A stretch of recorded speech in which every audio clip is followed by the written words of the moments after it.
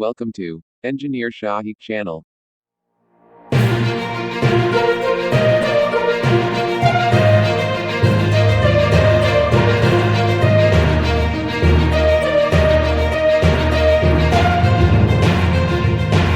Hello friends, welcome to my YouTube channel. आज हम अपने इस वीडियो लेक्चर में मशीन डिज़ाइन से रिलेटेड कुछ इंपॉर्टेंट टर्म्स को डिस्कस करेंगे।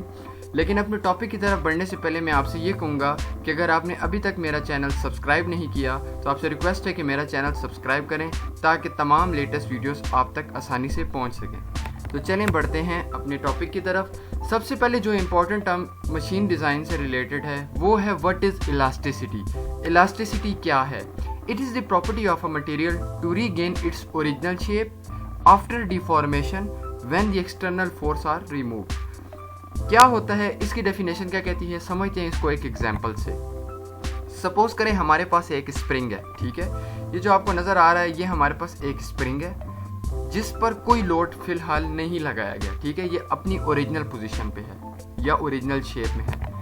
अब हम ऐसा करते हैं, इसके ऊपर 10 kg का लोड लगा देते हैं, ठीक है। तो इससे क्या होगा, हमारे पास स्प्रिंग स्ट्रेच हो जाएगा। स्ट्रेच होने के बाद अब हम ऐसा करते हैं कि इससे जो 10 kg का लोड है वो हम रिमूव करते हैं। तो रिमूव करने के बाद अगर ये स्प्रिंग अपनी उसी हालत में आ जाता है जिस हालत में ये पहले था, तो इसका मतलब this spring obeys the property of elasticity, ठीक है। मतलब ये हमारे पास इलास्टिक मटेरियल है, ठीक है। चलें बढ़ते हैं और जानते हैं कि व्हाट इज़ प्लास्टिसिटी। हमारा जो सेकंड टॉपिक है वो है प्लास्टिसिटी। कि प्लास्टिसिटी क्या है? It is the property of a material which retains the deformation produced under load permanently. क्या कहता है इसकी डेफिनेशन? जो एग्जांपल हमने पीछे ली हम वही एग्जांपल लेंगे और मैं आपको उससे प्लास्टिसिटी की डेफिनेशन क्लियर करूंगा। हमारे पास सेम स्प्रिंग है जो हमने पिछली स्लाइड में देखा था, कोई लोड इस पर नहीं है। लेकिन अब हमने यहाँ पर क्या किया कि 10 kg की जगह 100 kg का लोड हमने उसके साथ अटैच कर दिया। स्प्रिंग वही स्प्रिंग है जिसके साथ हमने 10 kg का लोड अटैच किया था। 100 kg का जब लोड अटैच किया तो ये क्या हो गया, स्प्रिंग स्ट्रेच्ड हो गया, ठीक है। अब जब हमने इसका जो लोड इसके साथ अटैच किया, जब लोड हमने रिमूव किया लेकिन स्प्रिंग अपनी उसी हालत में नहीं आया जिस हालत में वो पहले था, तो this means that the spring is deformed and it doesn't obey the properties of elasticity. So this spring is the plasticity. This spring have the properties of the plasticity. यानी ये जो स्प्रिंग है हमारे पास ये प्रॉपरली डिफॉर्म हो चुका है, ये अब अपनी ओरिजिनल शेप में नहीं आया। इसका मतलब ये है कि ये हमारे पास प्लास्टिसिटी की जो प्रॉपर्टी है उसको ओबे करता है। चलें बढ़ते हैं अपने थर्ड टॉपिक की तरफ। What is ductility? डक्टिलिटी क्या है हमारे पास? It is the property of a material enabling it to be drawn into wire, ठीक है, with the application of tensile forces। क्या मतलब हुआ, समझते हैं एक एग्जांपल से। सपोज करें हमारे पास एक एल्यूमिनियम रॉड है या एल्यूमिनियम बार आप ले सकते हैं, ठीक है। उस पर लग रही हैं दो फोर्सेस F1 एंड F2। हमारे पास दो फोर्सेस लग रही हैं लेकिन ये फोर्सेस कौन सी है? टेंसाइल फोर्सेस, ठीक है, जो ऑपोजिट टू ईच अदर है। क्या रिजल्ट होगा जब ये फोर्सेस इस पर लग रही होंगी, इसको क्या कर रही होंगी, अपनी तरफ खींच रही होंगी।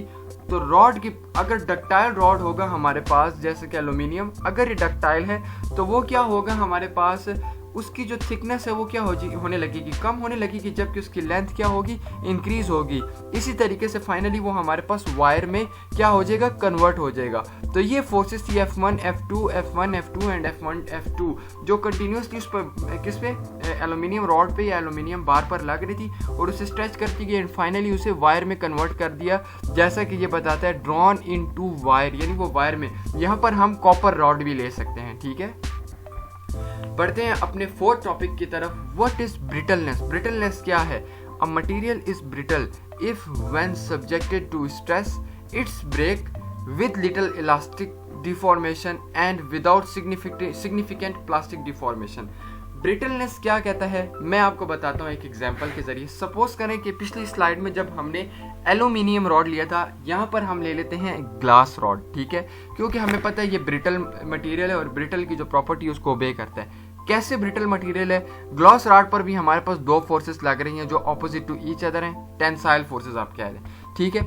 अब जब क्या करेंगे, इस पर फोर्सेस लगेंगी, फोर्स तो लग रही है ये हमारे पास स्ट्रेच नहीं हो सकता। जब स्ट्रेच नहीं हो सकता तो इसमें हमारे पास अकरेंस ऑफ क्रैक्स हो जाएगा। क्या हो जाएगा? अकरेंस ऑफ क्रैक्स होगा और फाइनली हमारे पास ब्रेक डाउन हो जाएगा बगैर कोई हमारे पास इलास्टिक बिहेवियर शो किए हुए। तो ये क्या हो जाएगा? हमारे पास फ्रैक्चर हो जाएगा। इस पर भी F1 F2 and F1 F2 forces continuously लग रही थी। ठीक है, ये हो गया ब्रिटलनेस। तो बढ़ते हैं अपने नेक्स्ट टॉपिक की तरफ, जो कि है व्हाट इज मैलिएबिलिटी। मैलिएबिलिटी क्या होती है? It is the special case of ductility which permits materials to be rolled और हैमर्ड इनटू थिन शीट। क्या कहता है? एक एग्जांपल से समझते हैं। सपोज करें हमारे पास एक गोल्ड स्टोन है, ठीक है। अब हमने उसको गोल्ड कॉइन में तब्दील करना है, तो हम क्या करेंगे? By the help of hammering हम उसको हैमर करके जो शेप हम उसको देना चाहते हैं, अगर वो हमारी डिज़ायर्ड जो रिक्वायरमेंट है, जो हमारी शेप जो हमें चाहिए, अगर ये उसमें कन्वर्ट हो जाता है, this means that this is malleable material. ठीक है, मतलब क्या कि अब हमारे पास एक स्टोन है, गोल्ड स्टोन, हम उसे गोल्ड कॉइन में तब्दील करना चाहते हैं, तो हम क्या करेंगे? हैमरिंग करेंगे। जब हैमरिंग करेंगे, अगर वो हमारे पास डिज़ायर्ड शेप जो रिक्वायर्ड है हमारे पास उसमें कन्वर्ट हो जाता है, this means this material is malleable. तो ये थी मैलिएबल प्रॉपर्टी। अब आ जाते हैं अपने लास्ट टॉपिक कि what is toughness. It is the property of a material to resist fracture due to high impact load like hammer blows. क्या कहता है? समझते हैं एक एग्जांपल से। सपोज करें कि हमारे पास एक रॉड बार था, ठीक है, जो हमने बेंच वाइज में उसको क्या किया था? ग्रिप किया था। जब हम उस पर हैमरिंग कर रहे थे और वो बेंड हो गया, लाइक एल शेप में कन्वर्ट हो गया बगैर किसी फ्रैक्चर के। ठीक है, ये तो हमारे पास टफनेस मटेरियल, इसे हम कहते हैं, ये जो रॉड की प्रॉपर्टी है बगैर फ्रैक्चर के वो बेंड हो गया, this means this rod have a toughness property. अब एक इसी तरह का हम एक एग्जांपल और ले लेते हैं कि जिसमें सेम रॉड, मतलब दूसरा कोई रॉड लगाया, एक रॉड तो ये हो गया जो टफनेस है, दूसरा कोई मटेरियल हमने लगाया यहाँ पर, ठीक है, उस पर भी हम क्या कर रहे हैं? हैमरिंग कर रहे हैं। जब हमने हैमरिंग की तो क्या हुआ? वो रॉड फ्रैक्चर हो गया। अगर वो रॉड फ्रैक्चर हो गया, this means this rod doesn't contain the property of toughness. तो ये थी कुछ इंपॉर्टेंट प्रॉपर्टीज़ जो आज हमने इस वीडियो लेक्चर में अपने कवर की। उम्मीद है आपको मेरी वीडियो पसंद आई होगी। वंस अगेन मैं आपसे कहूँगा कि अगर आपने अभी तक मेरा चैनल सब्सक्राइब नहीं किया तो आपसे रिक्वेस्ट है कि मेरा चैनल सब्सक्राइब करें for more informative videos. Thank you.